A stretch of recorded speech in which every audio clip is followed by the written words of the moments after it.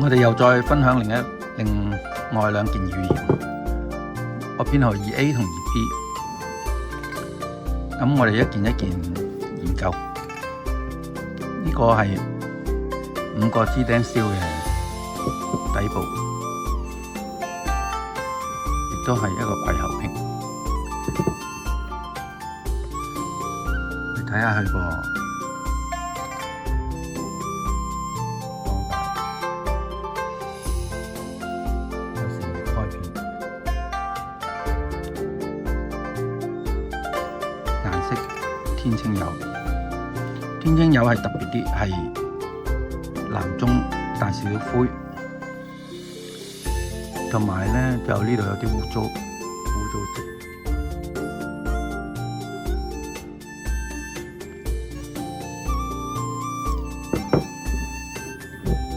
眼睇呢件都唔錯，有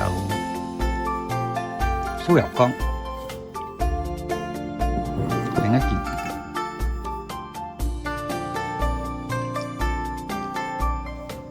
呢件老化痕跡就好足啦，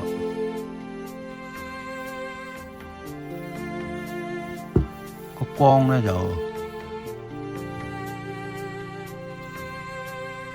冇咁明顯，有啲啞色即係但係唔係擦光啦，佢就係個光係啞咗，都有啲光嘅。放大睇下，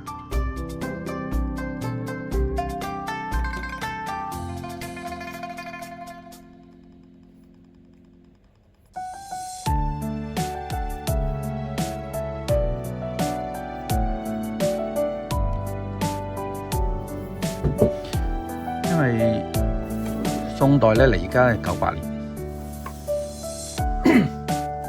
如果眼睇咧，當然呢件。望埋去就殘舊好多啦，但係新時代咧睇嘅嘢咧，係咪要放開啲眼界睇咧？咁我哋逐件睇啦。呢件先放大俾大家睇，用顯微鏡。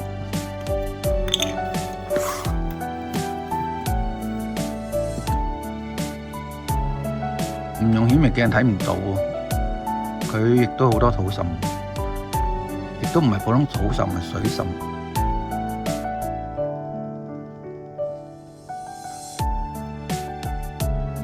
所以咧，冇通過顯微鏡都睇唔到。呢啲係水滲入邊嗰啲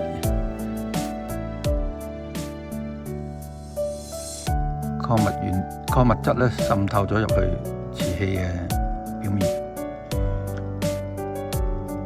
有啲近似1A 1B 嗰兩隻咁樣，但係咧我開片咧就明顯係細嘅。我哋再睇下，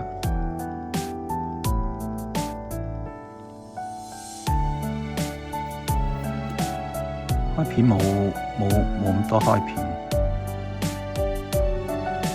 有滲。同埋咧唔係好少土質，主要係水滲，呢啲係水滲嘅跡，呢啲白色嘅水滲，長期浸住喺水度。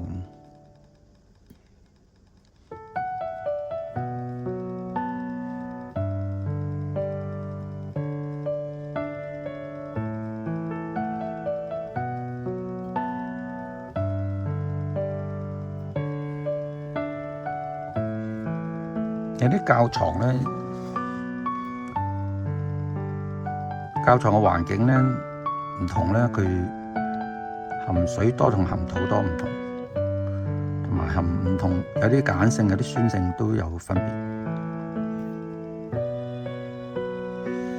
好啦，呢隻睇落咧，水滲嘅情況咧就有啦。我哋睇睇佢皮膚，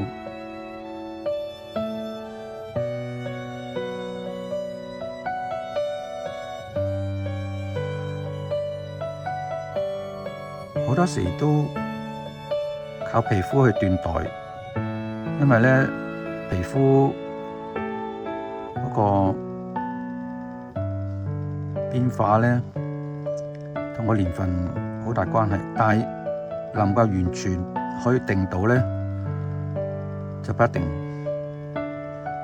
因為經過900年咧，大家生長嘅環境都唔同。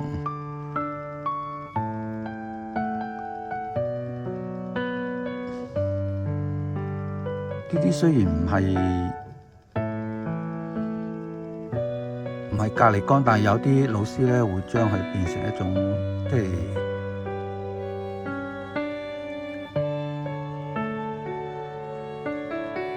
被人為腐蝕嘅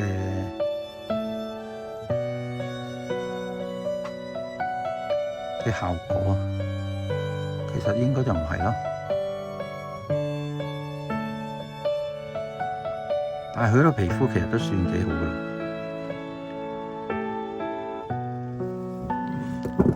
嗱，你睇下，感覺仲有啲陣酥油光喺度。雖然佢都其實滲透咗喺裏邊，表面唔係望得好清楚嘅。呢度應該多啲。咁呢白白地色咧，肉眼睇啦，係啲白色。呢就係水滲積嘅影響。我哋再睇呢個2B，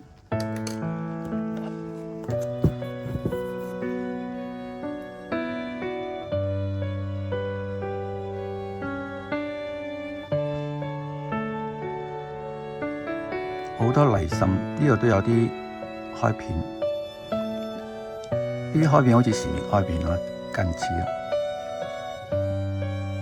但我哋睇啲開片咧，亦都係一樣唔係好粗。呢度有個大嘅破口，咁呢個破口泡咧，如果用老化痕跡3合1鑑定咧，就會喺度抽取啲雜質去驗佢嘅。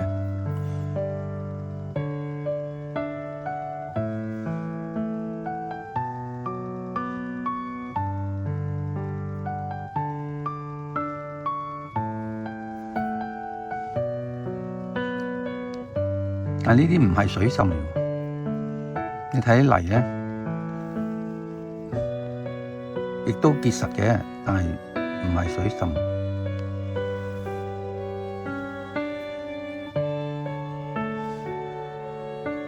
係泥，好似啲泥滲咯，即係嗰啲水漬就普普通通啦。大家有冇留意啲泡啊？啲氣泡好少。佢唔係冇啊，但係少。嗱，啲氣泡仔咧，但係大氣泡唔多。一大咧，好似破開咁樣咧。嗱，呢啲咁樣，究竟係咪人為做出嚟咧？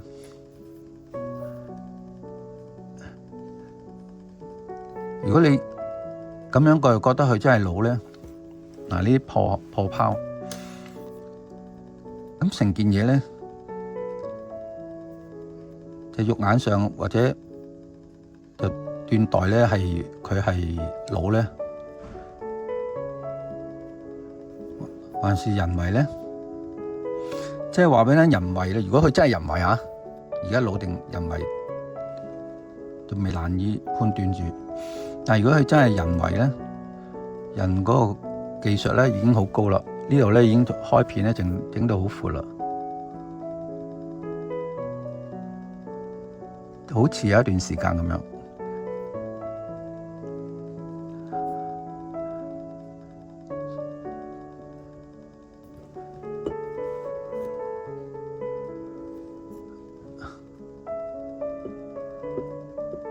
我哋睇下皮膚。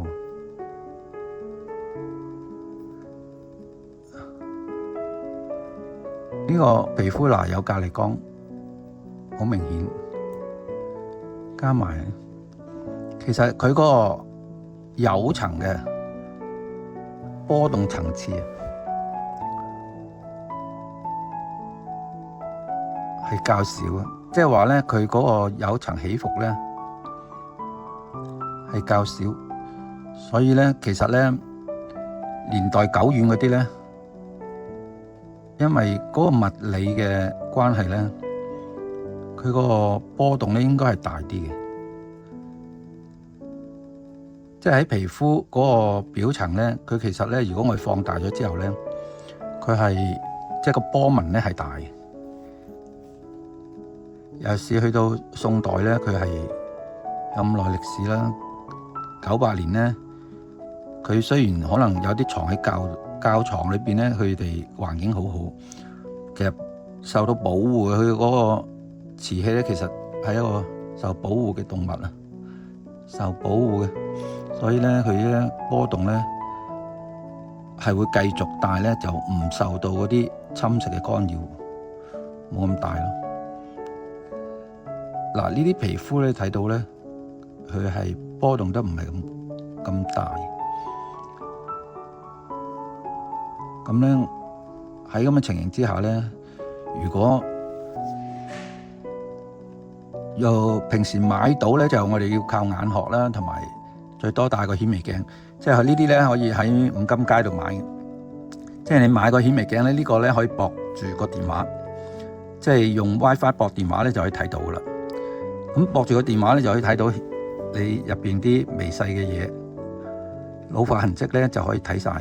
咁咧就起碼你去執漏啊都睇到啊，係嘛？好啦，咁我哋斷定佢真定假咧，一陣間用量子機睇唔知咯。但係呢個好明顯咧，佢係有疑問嘅。雖然佢做到仿舊做得咁理想嚇，好舊好似嚇。OK， 我哋即刻攞個量子機測試一下。我哋先測試 2A 嗰個嚇，2A 嗰個睇下先。OK，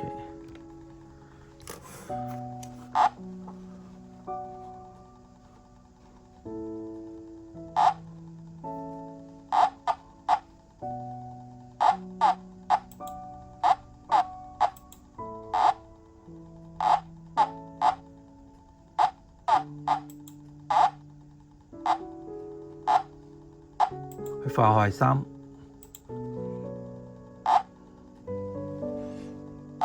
呢個係年份測試，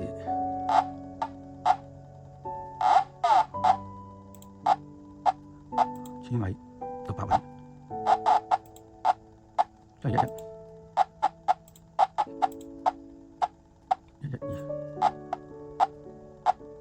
12、11、21。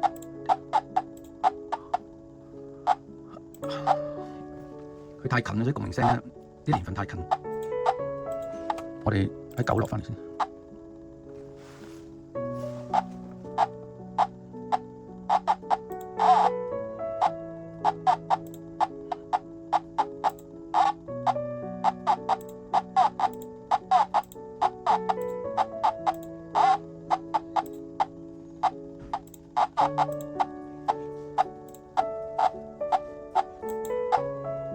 的確1120，化學係3。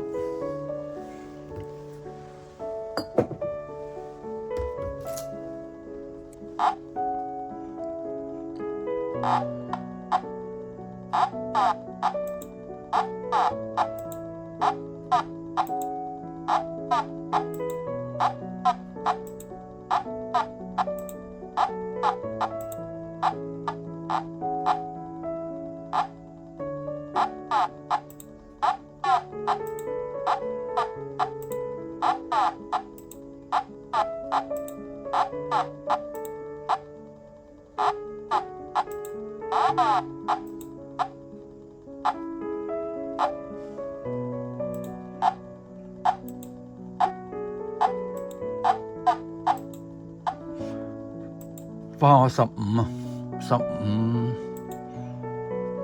係好高化學物質咯。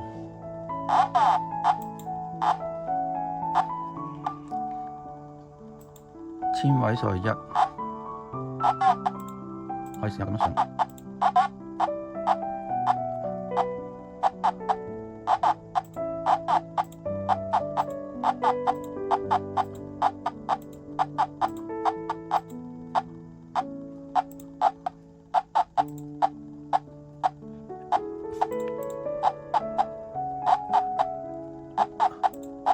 11同12都唔係啦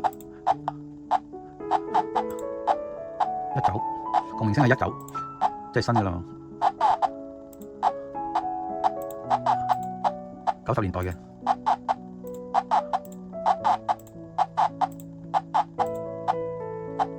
1995，我哋喺上面落翻嚟再 check 一次，好反轉去睇，check 個口個位。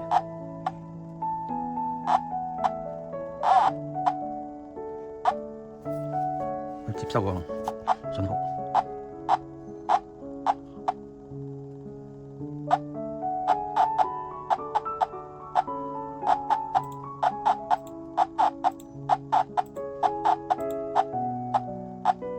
，1995，